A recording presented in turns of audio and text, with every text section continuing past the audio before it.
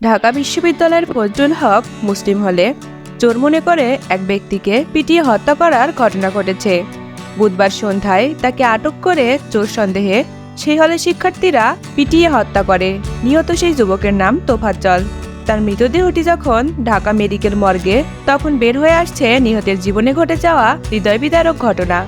আরিফুজ্জামান আল ইমরান নামে ঢাকা বিশ্ববিদ্যালয়ের এক সাবেক শিক্ষার্থী মৃত তোফাজ্জলকে চেনেন জানিয়ে ফেসবুকে একটি পোস্ট দেন।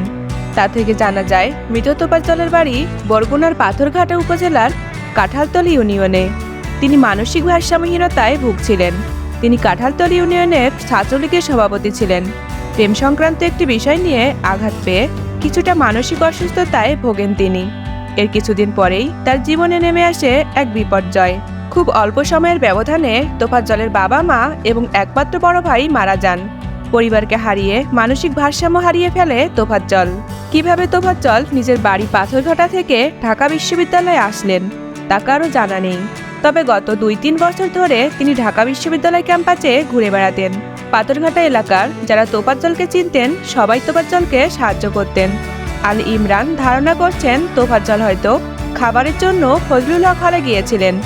এই হলে শিক্ষার্থীদের সাথে কথা বলে জানা যায়, হলে সন্ধ্যায় ক্রিকেট টুর্নামেন্ট চলছিল। এমন সময় তোফাজ্জল সেই হলে প্রবেশ করলে শিক্ষার্থীরা দুপুরে 6টি মোবাইল চুরির ঘটনায় চোর সন্দেহ করে ভবনের অতিথি কক্ষে নিয়ে গিয়ে তাকে জেরা ও মারধর করতে থাকে। এক পর্যায়ে হল ক্যান্টিনে তাকে খাওয়ানো হয়। এরপর আরও তাকে মারধর করেন একদল শিক্ষার্থী।